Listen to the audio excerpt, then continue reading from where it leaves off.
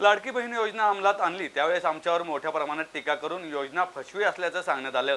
मात्र 2.5 कोटी महिलांच्या खात्यात आम्ही आतापर्यंत पैसे भरले आहेत। महाविकास आघाडीचे नेते लाडकी बहीण योजनेच्या विरोधात असून त्यांनी न्यायालयात देखील दाद मागून योजना म्हणजे पैशांचा चुराडा असल्याचं सांगितलं। परंतु आम्ही ही योजना बंद होऊ दिली नाही आणि भविष्यात देखील योजना बंद करणार नाही।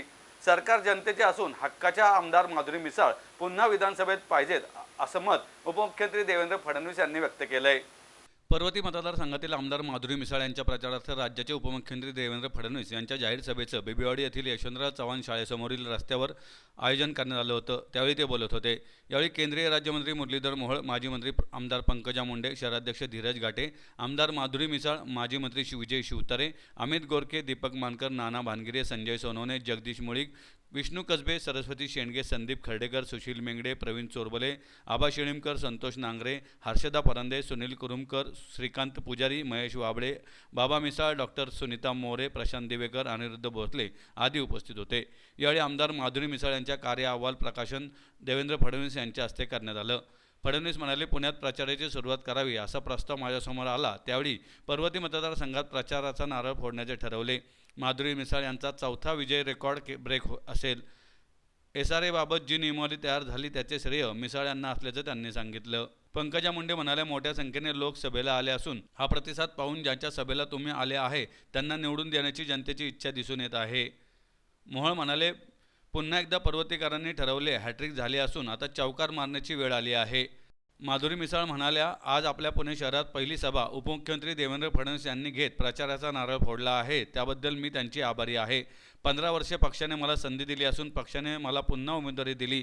पक्षाचा विश्वास मी सार्थ ठरवला आणि राज्यात पुन्हा युती सरकार येण्यासाठी पर्वतीमधील मतदारसंघ एक असेल याची ग्वाही देते। छोटी झाली पण मला लाडक्या बहिणींना सांगायचं आहे, तुमचे सख्खे भाऊ तुमच्या खात्यामध्ये पैसे टाकतायत, पण काही तुमचे सावत्र भाऊ देखील आहेत जे सावत्र भाऊ महाविकास आघाडीच्या नावानं तुमच्या योजना बंद करतायत। मला सांगितलं पाहिजे, या महाविकास आघाडीचे अधिकृत नेते लाडकी बहीण योजनेच्या विरोधात उच्च न्यायालयामध्ये गेले आणि सांगितलं की या ठिकाणी आम्हाला ही योजना बंद केली पाहिजे, कारण ही योजना म्हणजे पैशाचा चुराडा आहे आणि ही योजना बंद करा अशी मागणी त्यांनी उच्च न्यायालयात केली।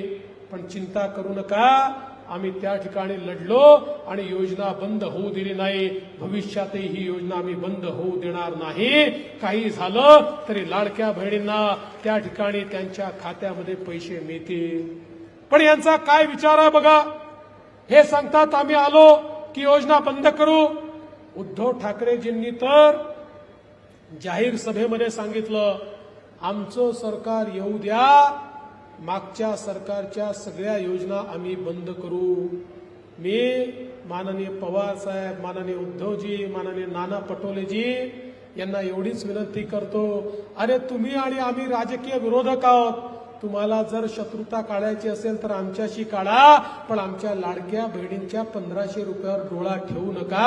हीच विनंती मला या निमित्ताने त्यांना करायची आहे।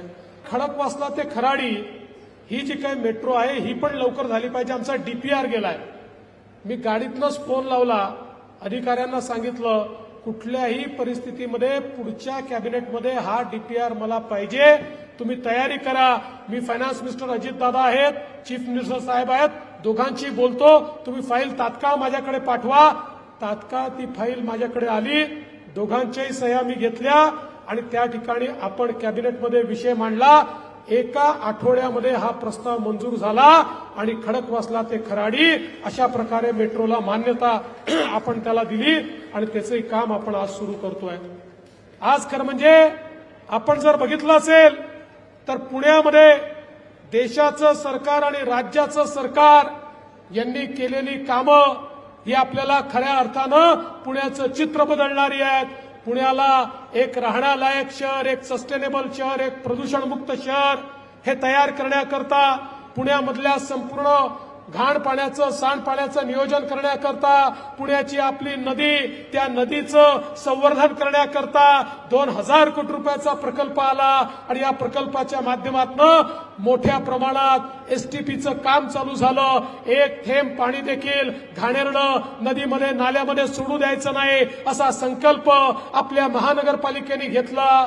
आमचे मुरली अण्णा हे महापौर होते, आमचे अनेक लोक या ठिकाणी पदाधिकारी होते आणि त्या माध्यमातून मोठ्या प्रमाणात हे काम चालू झालं.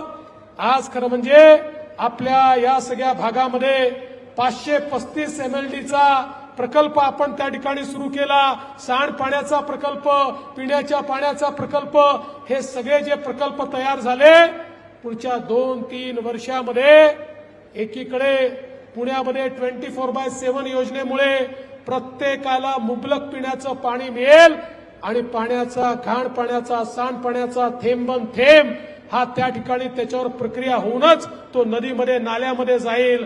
त्यामुळे अतिशय चांगल्या प्रकारे वाहणारी नदी, निर्मळ वाहणारी नदी, अविरल वाहणारी नदी ही पुण्याला पुन्हा एकदा पाहायला मिळेल. मुळामुठाचं जे जुनं स्वरूप आपण बघितलं होतं ते स्वरूप पुन्हा एकदा पुण्याला प्राप्त करून देण्याकरता या ठिकाणी आपल्या सरकारने काम सुरू केलेलं आहे. त्यामुळे पुण्याचा चेहरा बदलायचं काम हे आपल्या सरकारच्या माध्यमातून होत आहे. खरं म्हणजे आज पुण्याची सगळ्यात मोठी समस्या ही ट्रॅफिकची समस्या आहे.